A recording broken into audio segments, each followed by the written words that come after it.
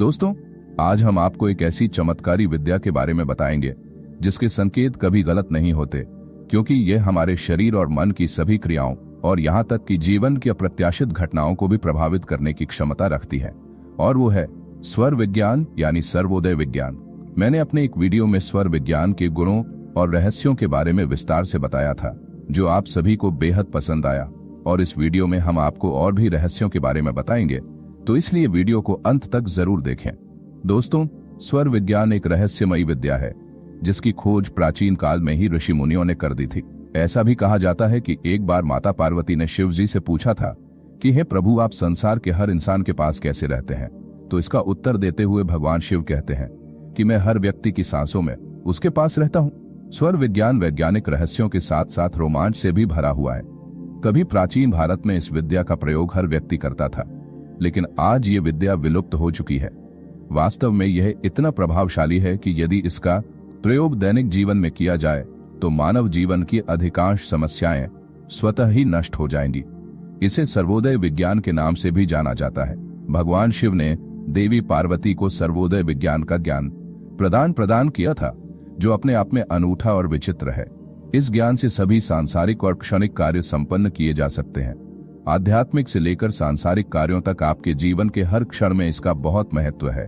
आयुर्वेद के अनुसार हमारे शरीर में 72,000 नाड़ियां होती हैं, जिनमें से 24 नाड़ियां प्रमुख हैं, जिनमें से 10 अधिक प्रमुख हैं, और इन 10 में से 3 बहुत ही महत्वपूर्ण नाड़ियां हैं जो हमारे जीवन में जीवन का संचार करती हैं, और वे नाड़ियां हैं दा, पिंगला और ना नाड़ी। यहाँ तंत्रिका से तात्पर्य धमनियों या नसों से नहीं है जिनमें रक्त का प्रभाव होता है, बल्कि इसका मतलब है वह मार्ग जिससे जीवन का संचार होता है। आयुर्वेद में कहा गया है कि अगर आप शारीरिक और मानसिक रूप से स्वस्थ रहना चाहते हैं तो 3 नाड़ियों में मौजूद किसी भी तरह के दोष को दूर कर लें, तो आप जीवन पर्यंत स्वस्थ रहेंगे। यानी अगर आप इन 3 नसों पर काबू पा लेंगे तो आप जीवन पर्यंत स्वस्थ रहेंगे। अपनी नसों में संतुलन बनाए रखें, उन्हें पहचानें, उनके बारे में थोड़ा जानें, उनके प्रति सजग रहें, तो आप जीवन भर स्वास्थ्य प्राप्त कर सकते हैं। ये नाड़ियां दिन में कई बार बदलती रहती हैं। दा नाड़ी मन से जुड़े कामों के लिए होती है और पिंगला नाड़ी शरीर से जुड़े कामों के लिए होती है। एक पुरुष है, एक स्त्री है, एक नकारात्मक है, एक सकारात्मक है, इसलिए दोनों का संतुलन बहुत जरूरी है। जैसे जैसे हमारी नाड़ियां संतुलित होती जाती हैं, हमारा जीवन भी संतुलित होता जाता है। चलिए अब बात करते हैं पहली नाड़ी की, जिसका नाम है दा नाड़ी।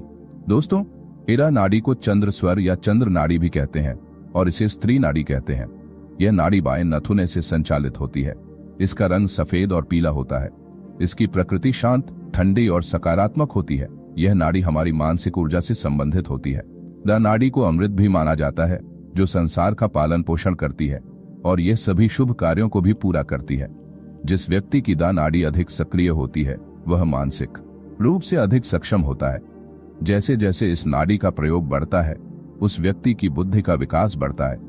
जब दा स्वर चल रहा हो और ऐसी स्थिति में पृथ्वी और जल तत्व एक साथ हों, तो यदि कोई व्यक्ति अपना काम किसी वरिष्ठ या उच्च पद वाले व्यक्ति से करवाना चाहता है तो वह बहुत आसानी से कर सकता है और उसे इसमें सफलता भी मिल सकती है। यह स्वर हमेशा छोटी यात्राओं के लिए सर्वोत्तम होता है। दूसरी नाड़ी पिंगला नाड़ी है। इस नाड़ी को सूर्य स्वर के नाम से भी जाना जाता है। इसकी प्रकृति गर्म होती है। यह हमारी दाईं नासिका से संचालित होती है। इसका रंग लाल होता है। इसे नकारात्मक नाड़ी भी माना जाता है। इसे पुरुष नाड़ी भी कहते हैं। इसका उद्गम हमारे मूलाधार चक्र या मूलाधार चक्र के दाईं ओर से होता है और दाईं नासिका में होता है। जब स्वर हमारी दाईं नासिका से चल रहा हो तो हम समझ सकते हैं कि प्राणवायु पिंगला स्वर से चल रही है। जिस व्यक्ति के शरीर में पिंगला नाड़ी का प्रवाह अधिक होता है वह शारीरिक रूप से अधिक परिश्रमी होता है और शारीरिक श्रम भी उसके लिए उपयुक्त होता है।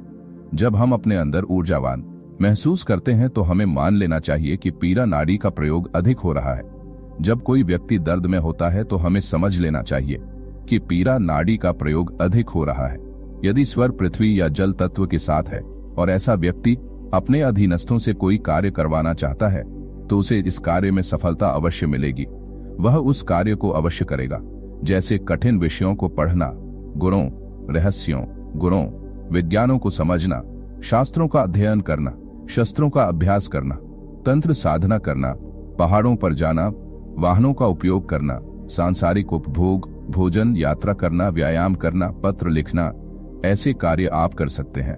आप विदेशी भाषाएं भी पढ़ सकते हैं, इतिहास पढ़ सकते हैं या फिर अच्छी नींद भी ले सकते हैं। यदि आपका यह स्वर चल रहा है तो आप इनमें से कोई भी कार्य बहुत आसानी से और सफलतापूर्वक कर सकते हैं। अब हम अगली नाड़ी की बात करते हैं, जो सुषुम्ना नाड़ी है। मित्रों, जब दोनों नासिका छिद्रों से प्राण का प्रवाह चल रहा होता है तो उसे सुषुम्ना नाड़ी का चलना कहते हैं। इसे संतुलन नाड़ी भी कहते हैं। इसका उपयोग ध्यान, योगाभ्यास, प्राणायाम, भक्ति आदि कार्यों में किया जाता है।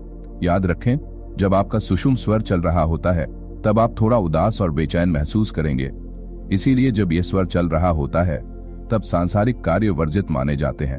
जब सुषुम्ना नाड़ी चल रही होती है तो कोई भी सांसारिक कार्य सफल नहीं होता है। आप निराशा और नकारात्मकता से ग्रसित हो सकते हैं। आपको लग सकता है कि यह कार्य हमारे जीवन के लिए उपयोगी नहीं है।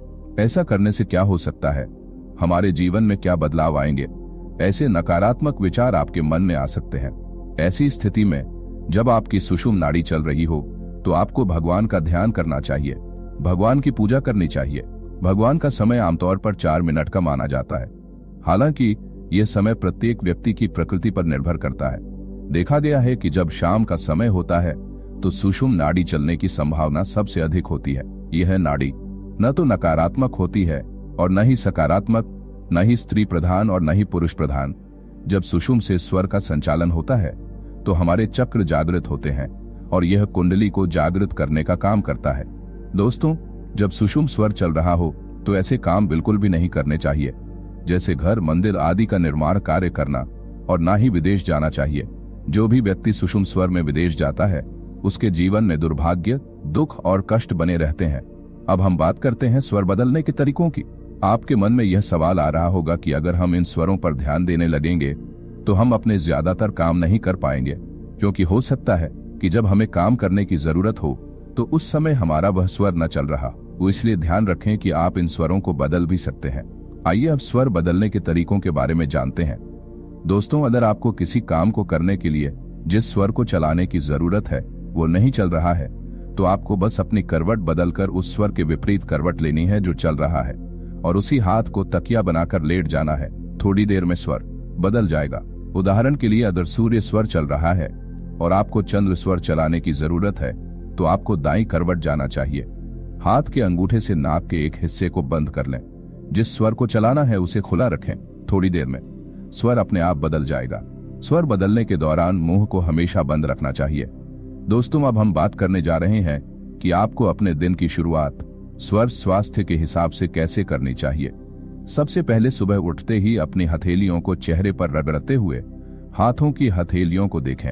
अपने हाथों को अपने चेहरे पर घुमाएं और फिर अपने हाथों को अपने पूरे शरीर पर घुमाएं, और उसके बाद अपनी दोनों हथेलियों को अपने सामने रखते हुए उन्हें आपस में जोड़ते हुए ये मंत्र बोलें। कराग्रे वस्ते लक्ष्मी का मध्य सरस्वती का मूल स्थित, तो ब्रह्मा प्रभाते कर दर्शन, अर्थात हाथ के अग्रभाग में लक्ष्मी, मध्य में सरस्वती और मूल में ब्रह्मा का वास होता है। ऐसे पवित्र हाथों के दर्शन आपको सुबह सुबह जरूर करने चाहिए। याद रखें कि हमारे हाथ कर्म के प्रतीक हैं। कुछ भी हासिल करने के लिए कर्म जरूरी है, इसलिए आपको सुबह सुबह अपने हाथों के दर्शन जरूर करने चाहिए। इसके बाद बिस्तर छोड़ते समय जिस तरफ का स्वर चल रहा हो उस तरफ का पैर धरती पर रखें। ऐसा करके हम इस धरती देवी से, जो इस धरती पर सभी जीवों का भार उठा रही हैं, उनके चरण स्पर्श के लिए क्षमा मांगते हैं। उसके बाद जो भी स्वर आपके हाथ में चल रहा हो उसके अनुसार अपने कदम आगे बढ़ाएं और जिस तरफ का स्वर चल रहा हो उस तरफ अपने हाथ पैर रख लें और कपड़े पहन लें। ऐसा करने से आपके जीवन में दिन भर खुशियां बनी रहती हैं। जब आप घर से बाहर जाएं तो जिस तरफ का स्वर चल रहा हो उस तरफ का पैर रखें। जिस हाथ या पैर में स्वर चल रहा हो उस हाथ या पैर को आगे रखकर काम करने से आपको सफलता अवश्य मिलेगी। ऐसा करने से व्यक्ति हमेशा खुश रहता है और परेशानी से बचता है। याद रखें, आपको उन अंगों को प्राथमिकता देनी चाहिए जिनका स्वर आपके अंदर चल रहा हो। ऐसा करते हुए आपको हर परिस्थिति में काम करना चाहिए। जब आप ऐसा करेंगे तो आपको हर काम में सफलता मिलेगी। मित्रों, स्वर ज्योतिष के ज्ञान से व्यक्ति शरीर और मन को नियंत्रित कर सकता है और रोग, झगड़ा, हानि और असफलता को दूर कर सकता है। इसके साथ ही वह अपने जीवन को आनंदमय बनाकर अपने परलोक को भी बेहतर बनाता है और कल्याण को प्राप्त करता है। मित्रों, आप सभी विद्याओं की सहायता लेकर अपने जीवन को नई दिशा दे सकते हैं और दिव्य जीवन का निर्माण कर सकते हैं। अगर आप इस विद्या का प्रयोग करते हैं तो इतना ही नहीं, आप अपने संपर्क में आने वाले हर व्यक्ति और क्षेत्र की धारा को बदलने की क्षमता प्राप्त कर सकते हैं। तो अगर आपको ये जानकारी अच्छी लगी हो तो हमें कमेंट में जरूर बताएं। इस वीडियो को लाइक करें और ऐसे ही जीवन बदलने वाले वीडियो पाने के लिए अभी हमारे चैनल को सब्सक्राइब करें। तब तक मिलते हैं अगले वीडियो में। धन्यवाद।